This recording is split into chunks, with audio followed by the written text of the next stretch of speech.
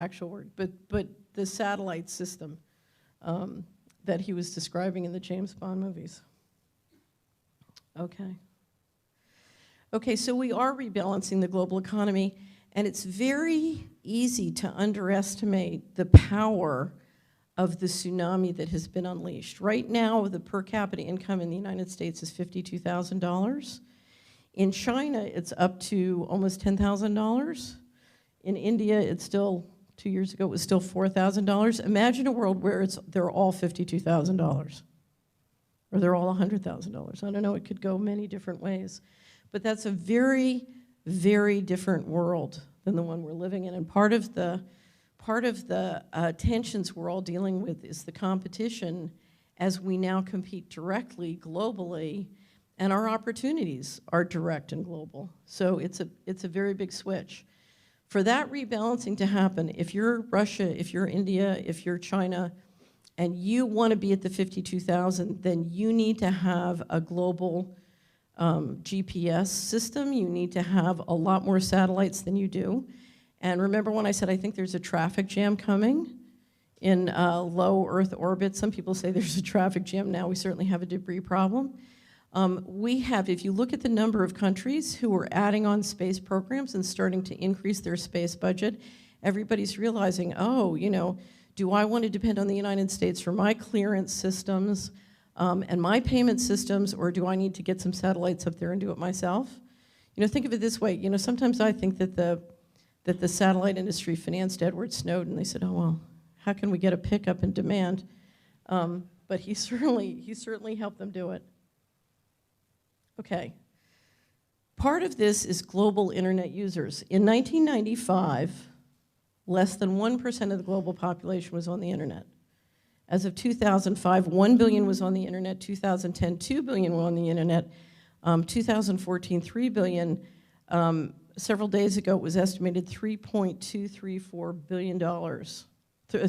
Sorry, I think money. 3.234 billion people on the internet.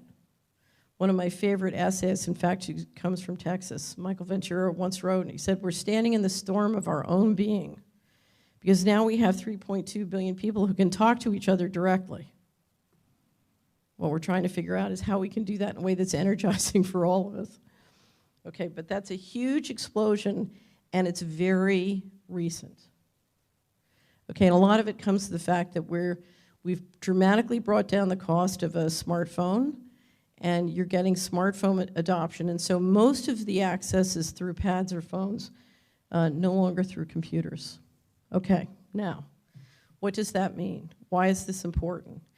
One of the most important drivers of economics in space and in the low Earth orbit is what?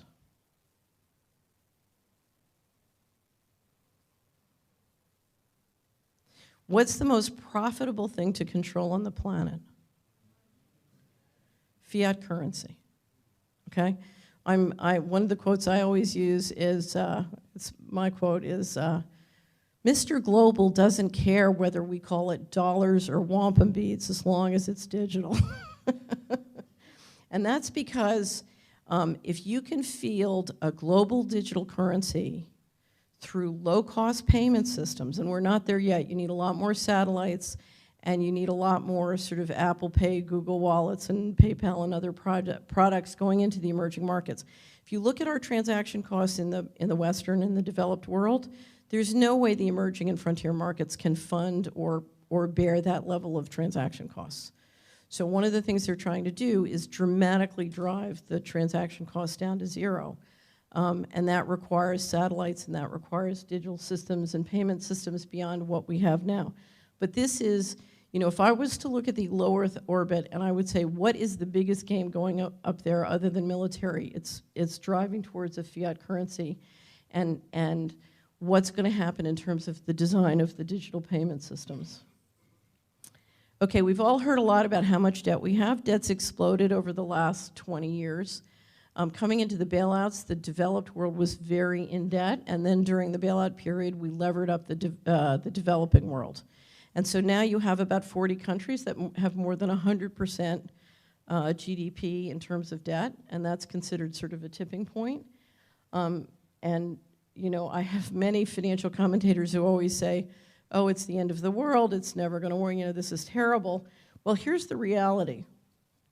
If you look at a lot of that debt, the people who issue that debt can pay that debt in currency that they can print.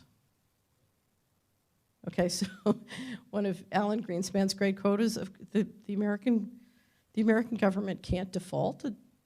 It prints the currency.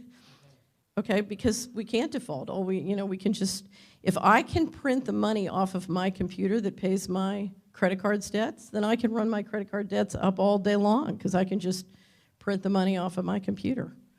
Okay, so one of the biggest issues is who can issue debt and who can get another country to accept their currency.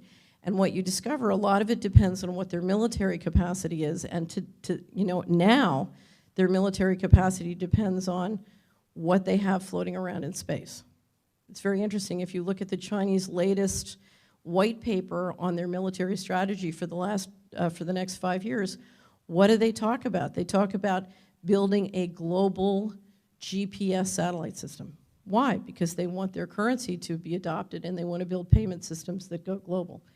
And part of it is you want your fiat currency to go global so you can afford the military expenditures you need to keep the currency going. It's all in the central banking warfare model. Okay, which leads us to another one of the most powerful and important uses of this low Earth orbit, and that's what I call, or Glenn Greenwald called, the one-way mirror. Does everybody know that expression? They can see you, but you can't see them. We are now building a surveillance platform which is so invasive and extraordinary. It's unbelievable. I went through a process in the 90s where I litigated with the federal government. I think a lot of you know about that, but one of the things I discovered was the extraordinary power of their invasive surveillance system. I got quite an education. Several of the Solari reports that I absolutely encourage you to access, you can access them in audio form or download the transcripts.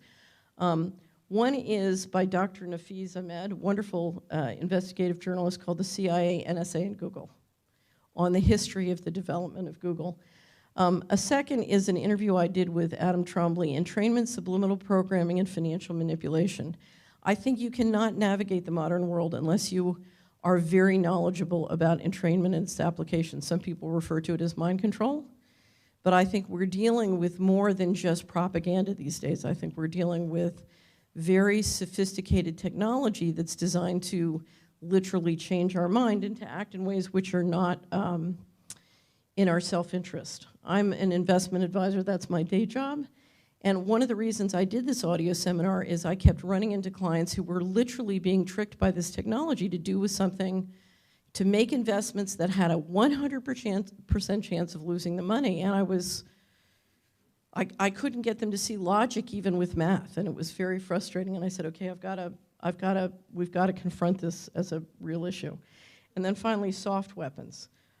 I did a discussion with Charles Hugh Smith about the extent to which this kind of technology is being used to engineer political developments both in this country and around the world. Okay, so as those of you who know me, where's Joseph Farrell? Is Joseph here? Okay. Joseph knows I have a real thing about the women's thing. And if you want to know more about it, I wrote a series this year called Promoting Women. There is an incredible effort by the leadership of the United States to promote women. It's part of why they're running Clinton for president on the Democratic side. And for a long time, I was trying to figure out, what is this about? What is this about? There's a great interview from a guy from US Trust the other day in Business Intelligence, and I said, oh, that's what it's about. What he was saying was, the global female population has a GNP which is bigger than China. Okay? So the US plus the global female population, which is truly suboptimized, there's a lot of opportunities to increase that income with new technology. So the US plus the global female population pulls the rug out from under China. It wouldn't surprise me if this strategy contributed to the Chinese just canceling the one-child-only policy. They don't want to get out-politicked on this one. Right. But remember, we're in a very interesting time because you take satellites that on a very economic basis can interact financially and with mind control technology globally in every place in the world through your smartphone, direct through your smartphone, remember? And what you're talking about is the ability to tender for a global population through their smartphone. You know, are they a citizen of country ABC or are they a citizen of Apple? We're all sitting here, I'm sitting here with my Apple. Okay, so watch this, because this is going to be a very important strategy to the US, and don't think that that satellite system and all these systems isn't critical to it. It's basically control. I did a great wrap-up in the first quarter called Planet Debt, and I get into the nitty-gritty of control is not control of countries or municipalities or government leaders. Control is control of every one of you and I using relational database technology, artificial intelligence, and a lot of these different technologies. Okay, and if you don't believe me, you know, it's all in the movies. I always say in America, fact is fiction and fiction is fact. Get a load, who here has seen Kingsman? Raise your hand if you've seen Kingsman, okay. Very important movie to understand the dangers and powers of some of this technology. Now, I don't think they've got it there yet, but it wouldn't surprise me if that's where they're headed. For those of you who haven't seen it, Kingsman is a absolutely dreadful movie with Colin Firth, who's a great actor. And this is a scene where through some smartphones within a Pentecostal church in the southern United States, they get 200 people to basically, in the middle of service, stand up and kill each other. And everybody dies by the hands of the congregation. Okay, now, we just